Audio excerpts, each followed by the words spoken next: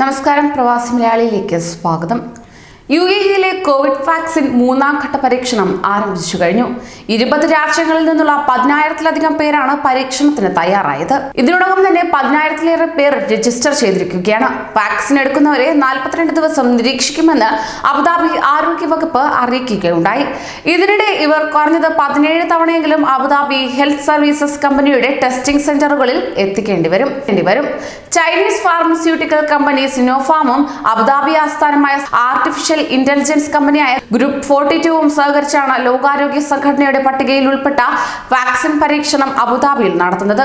Abu Dhabi ആരോഗ്യ വകുപ്പ് chairman Sheikh Abdullah bin Mohammed Al ഹമീദാണ് സ്വയം സന്നദ്ധനായി മുന്നോട്ട് വന്ന് ആദ്യമായി വാക്സിൻ സ്വീകരിച്ചത്. പരീക്ഷണത്തിനായി വാക്സിൻ സ്വീകരിക്കുന്നവർ 42 ദിവസത്തെ നിരീക്ഷണ കാലയളവ് പൂർത്തിയാകുന്നതുവരെ രാജ്യം വിടാൻ പാടുള്ളതല്ല. ഇതിനുശേഷവും 6 മാസത്തേക്ക് ടെലി കൺസൾട്ടേഷൻ വഴി ഇവരിൽ നിന്ന് വിവരങ്ങൾ ശേഖരിക്കുകയും ചെയ്യും. വാക്സിന്റെ ആദ്യ 2 പരീക്ഷണങ്ങൾ വിജയകരമായി തന്നെ പൂർത്തിയായി. അതേസമയം യുഎഇയിൽ വെള്ളിയാഴ്ച 387 പേർ കോവിഡ് മുക്തരായി. ഒരു മരണം റിപ്പോർട്ട് ചെയ്യപ്പെട്ടിട്ടുമുണ്ട്. 261 പേർക്ക് രോഗം സ്ഥിരീകരിച്ചു. ഇതോടെ യുഎഇയിലെ ആകെ രോഗബാധിതരുടെ എണ്ണം 58,249 ഉയർന്നു. ഇതുവരെ സുഖം പ്രാപിച്ചവരുടെ ആകെ എണ്ണം 51,235 ആയി. 6,671 പേരാണ് ഇപ്പോൾ ചികിത്സയിലുള്ളത്. ഇതുവരെ കോവിഡ് ബാധിച്ച് യുഎഇയിൽ മരിച്ചത് 343 പേരാണ്. എമിറേറ്റുകൾ കേന്ദ്രീകരിച്ചുള്ള സമഗ്ര പരിശോധനകളും യാത്രാ നിയന്ത്രണങ്ങളും കർശന സുരക്ഷാ മുൻകരുതലുകളുമാണ് കോവിഡ് വ്യാപനത്തിൽ കാര്യമായ കുറവുണ്ടാക്കിയത്. ഖത്തറിൽ വെള്ളിയാഴ്ച മരണം റിപ്പോർട്ട് ചെയ്തിട്ട് പോലുമില്ല. എന്നാൽ പുതുതായി 394 പേരിൽ രോഗം സ്ഥിരീകരിക്കുകയുണ്ടായി. 402 പേർ രോഗമുക്തി നേടിയിട്ടുമുണ്ട്. ഇതോടെ ഖത്തറിലെ മൊത്തം രോഗികളുടെ സംഖ്യ 1,05,351 ആണ്. 164 പേരാണ് ഖത്തറിൽ ഇതുവരെ കോവിഡ് ബാധിച്ച് മരിച്ചത്. ഒമാനിൽ വെള്ളിയാഴ്ച പുതുതായി 1,245 പേരിലാണ് രോഗം കണ്ടെത്തിയത്. 4 മരണവും ഉണ്ടായി. പുതുതായി രോഗം സ്ഥിരീകരിച്ചവരിൽ 1,057 പേരും ഒമാനികളാണ്.